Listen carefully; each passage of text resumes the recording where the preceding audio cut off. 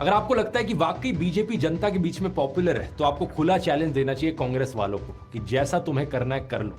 अगर तुम्हें ईवीएम पे चुनाव करना है कर लो, बैलेट पेपर पे करना है कर लो, बता दो इलेक्शन कमिश्नर किसे चुना जाए, बता दो कौन कौन सी सीसीटीवी फुटेज पब्लिक करनी है, बता दो किस तारीख पर चुनाव होना चाहिए, फुल ट्रांसपेरेंसी रहेगी।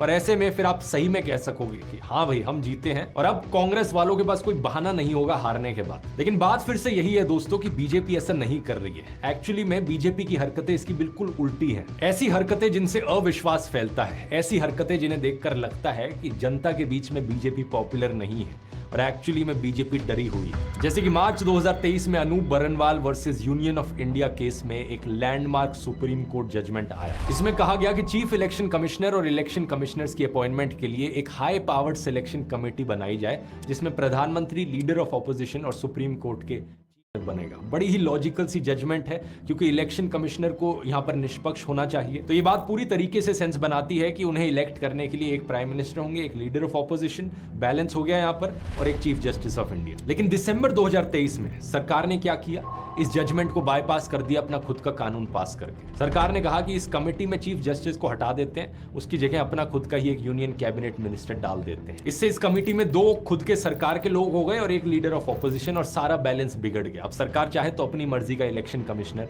अपॉइंट कर सकती है। इसके खिलाफ सुप्रीम कोर्ट में कई पेटिशंस फाइल की गई हैं, जैसे कि Jaya Thakur versus union of India, लेकिन सुप्रीम कोर्ट ने इस पर स्टे लगाने से मना कर दिया है। इसी कानून में सरकार ने बड़ी चालाकी से एक और चीज ऐड कर दी कि कोई भी चीफ इलेक्शन कमिश्नर या इलेक्शन कमिश्नर अपनी ऑफिशियल ड्यूटी करते हुए चाहे कुछ भी कहे, कुछ भी करे, उनके खिलाफ किसी भी कोर्ट में कोई भी सिविल या क्रिमिनल प्रोसीडिंग्स नहीं हो सकती। ये बात सही है कि ऑफिशियल काम करते हुए किसी से भी गलती हो सकती है और इसलिए गलती का स्कोप रखना चाहिए। लेकिन अगर कोई इलेक्शन कमिश्नर जानबूझकर बेईमानी कर रहा हो, वोट चोरी कर रहा हो, लोकतंत्र पर धब्बा लगा रहा हो और इस चीज के खिलाफ सबूत भी मौजूद हो, फिर भी उनके खिलाफ केस नहीं किया जा सकता। क्या लॉजिक बना इस चीज का? एक बार फिर से जरा अपनी कॉमन सेंस लगाओ। दोबारा एआई से पूछने की जरूरत नहीं है। कोई भी सरकार आखिर ऐसा क्यों करना चाहेगी? इसी कानून के तहत दोस्तों ज्ञानेश कुमार को चीफ इलेक्शन कमिश्नर अपॉइंट किया गया। उन्हें अपॉइंट करने वाली कमेटी में मौजूद थे खुद नरेंद्र मोदी और अमित शाह, राहुल गांधी भी थे, लेकिन 2:1 का वहां पर वोट है और आज इन्हीं ज्ञानेश कुमार पर सवाल उठ रहे हैं। ये खुद मशीन